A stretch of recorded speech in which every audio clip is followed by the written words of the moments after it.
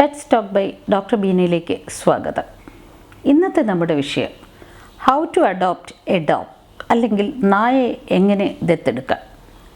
നമുക്കറിയാം, നാം പലപ്പോഴും വീട്ടിൽ വളർത്താത്ത അനാഥരായ നായ്ക്കളെ ദത്തെടുക്കാറുണ്ട്.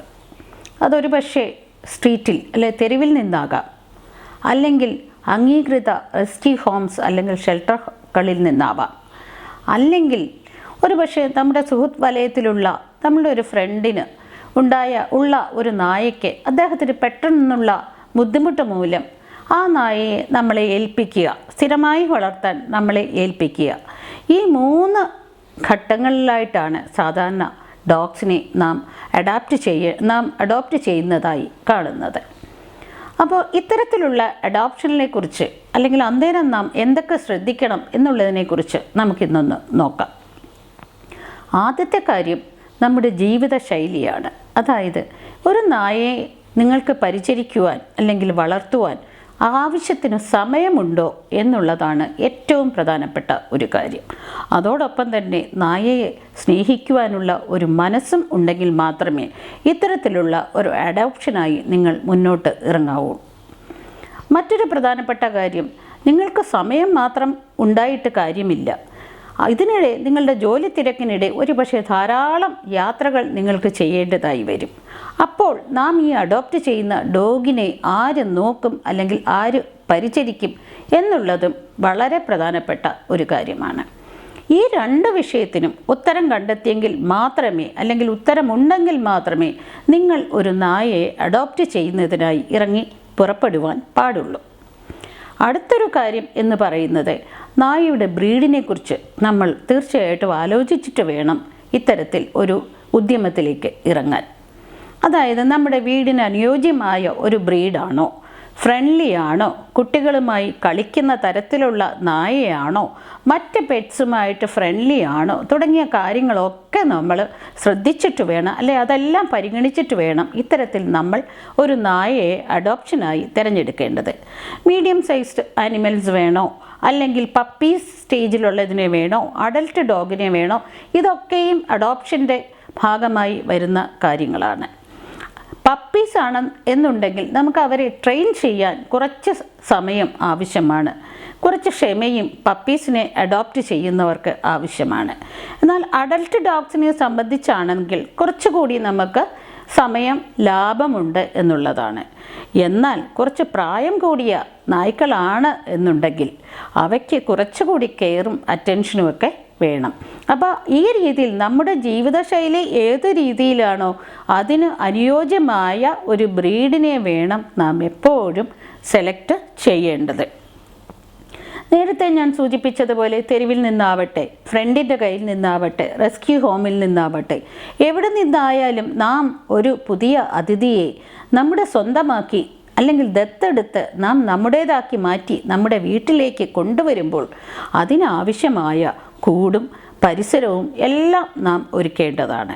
നല്ല വൃത്തിയുള്ള കൂടും, അതുപോലെ തന്നെ അതിന് തീറ്റ, നല്ല ന്യൂട്രീഷ്യസായ അല്ലെങ്കിൽ പോഷകസമ്പുഷ്ടമായ ആഹാരം, അതിനുള്ള മറ്റു ചിലവുകൾ, ഇതെല്ലാം കണക്കിലെടുത്ത് ഇതെല്ലാം താങ്ങാനുള്ള സാമ്പത്തിക സ്ഥിതി ഉണ്ടോ എന്നുള്ളത് കൂടി ഓരോ പെറ്റ് അഡോപ്റ്റേഴ്സും ആലോചിക്കേണ്ട കാര്യമാണ്.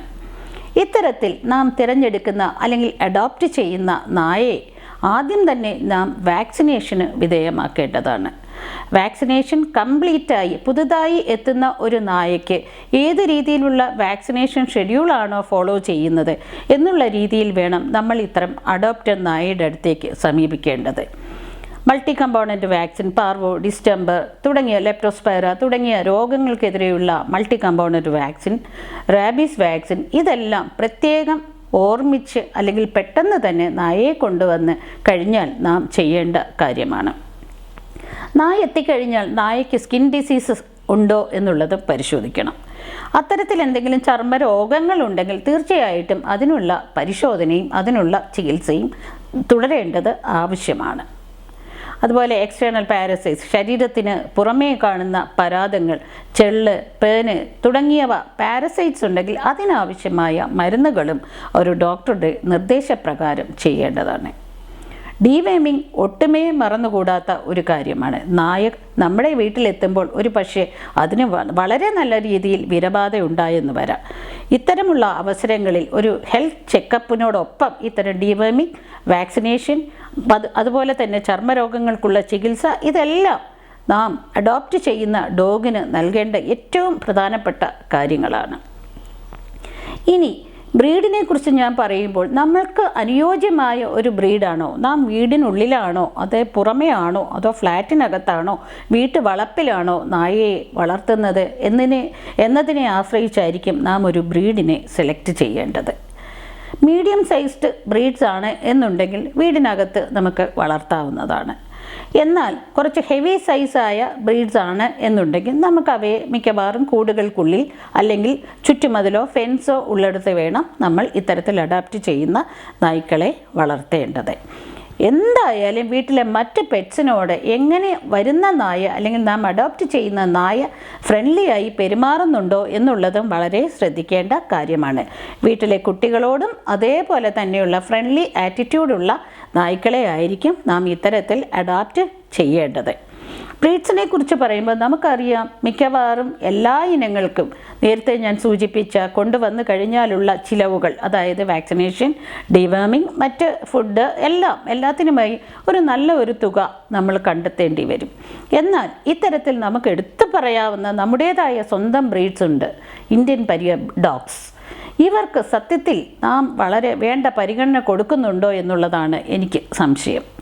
കുറേ പേരെങ്കിലും ഇന്ന് ഇതിൻ്റെ ഒരു വാല്യൂ മനസ്സിലാക്കി അഡോപ്റ്റ് ചെയ്യാൻ മുന്നോട്ട് വരുന്നുണ്ട് എന്നുള്ളത് വളരെ സന്തോഷകരമായ ഒരു കാര്യം തന്നെയാണ്.